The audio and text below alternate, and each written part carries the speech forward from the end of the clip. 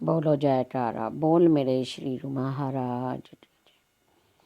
प्रेमियों, पीछे हमने दुख सुख समान है ये सुना था। श्री अद्वैत वचनामृत में अब आगे बोलो मेरे श्री महाराज ठीक है, नटली निवासी भगवान ठीक है।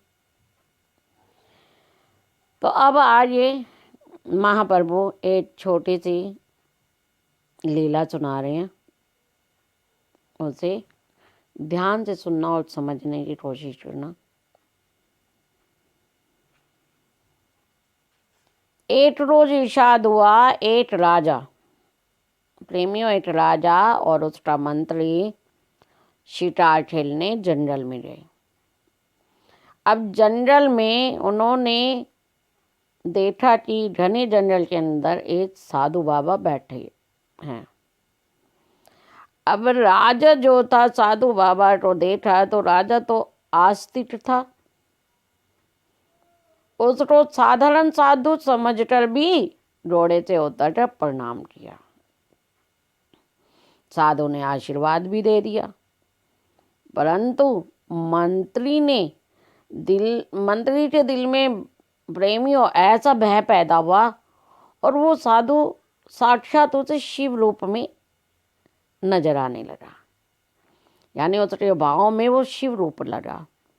इसलिए उसने बड़ी ही श्रद्धा से दंडवत प्रणाम किया। साधु ने उसके सिर पर हाथ धरकर आशीर्वाद दिया। बस फिर क्या था, उस साधु के आशीर्वाद से मंत्री की अंतर्दृष्टि खुल गई। एक समय मंत्री किसी जरूरी काम से राजा से मिलने गया। उस समय राजा भजन पर बैठे थे, परंतु ईश्वर के ध्यान के बजाय उनके दिल में घोड़े खरीदने का ख्याल उठ रहा था। बैठे तो थे वो भक्ति में भजन पूजा के लिए, परंतु उनका मन एकाग्र ना होने के कारण और घोड़े खरीदने के बारे में ख्याल आ रहा था। मंत्री से सेवक ने कहा कि राजा साहब से हमारे आने की सूचना दे दो। उसने प्रार्थना की।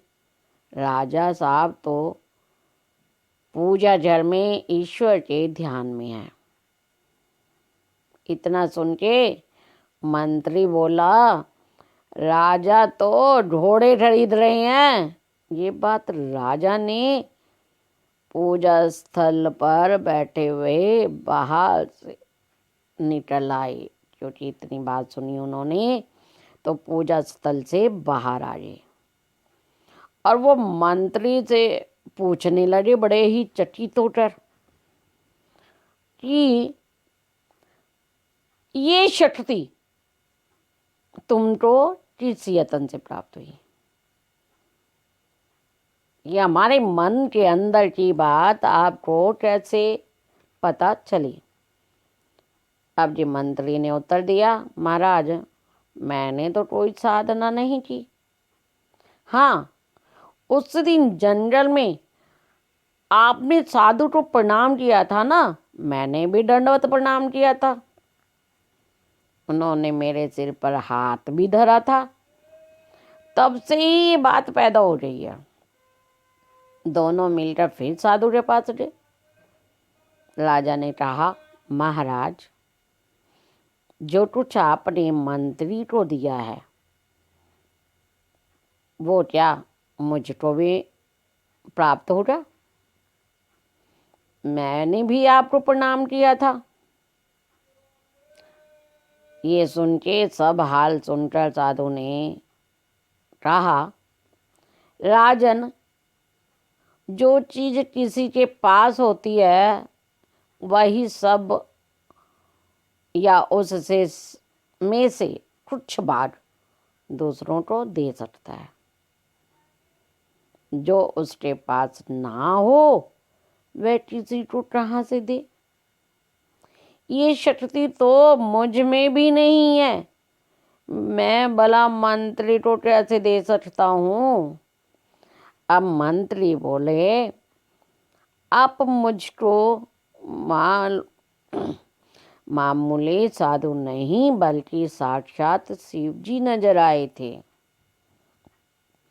यानी साधु बाबा से मंत्री जी बोले, आप मुझे तो मामूली साधु नहीं बल्कि साक्षात शिव नजर आए थे। मैंने आपको शिव जी समझकर बड़ी श्रद्धा से आपको दंडवत प्रणाम किया था। तो साधु बोला कि बस शिव जी ने ही यह शक्ति तुमको दी है। इसी तरह से स्वामी रामानंद जी में जो शक्ति प्रकट ही नहीं हुई थी वह कबीर साहब को उन्हीं के द्वारा प्राप्त हो गई। ऐसे वृत्तांतों से प्रकट होता है कि जिसका जैसा भाव और श्रद्धा होगी वैसा ही फल उसको प्राप्त होगा। इसलिए किसी साधु मुनि आदि की निंदा हमें नहीं करनी चाहिए। निंदा से दूसरे का दिल दुखाकर पाप नहीं कमाना चाहिए। जैसा जिसका निश्चय जिस चीज में होगा उसको वह पदार्थ वैसा ही फल देगा। देखो, कटोरा भरा जहर मीराबाई के लिए अमृत रूप हो गया।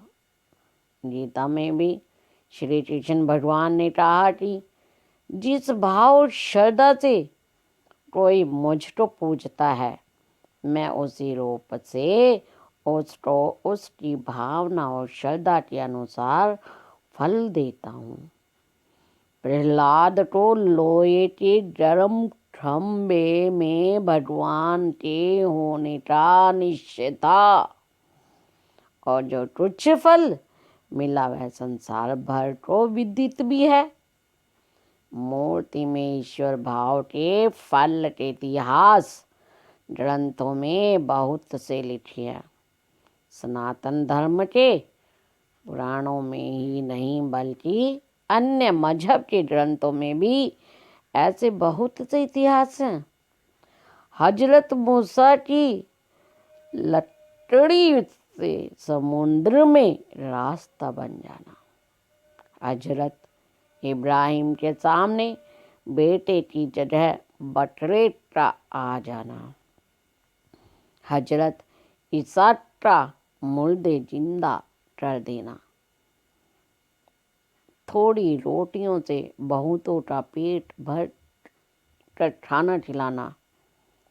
उनका नाम चाहे करामात रख लो आप या जो जी में चाहे कह लो, मगर ये श्रद्धा भावना का ही फल होता है जो भक्त को मिलता है। हर जीव को उसके भाव और श्रद्धा के अनुसार ही प्राप्त होता है और देने वाला वह ही सृष्टि का सृजन करने वाला ही है।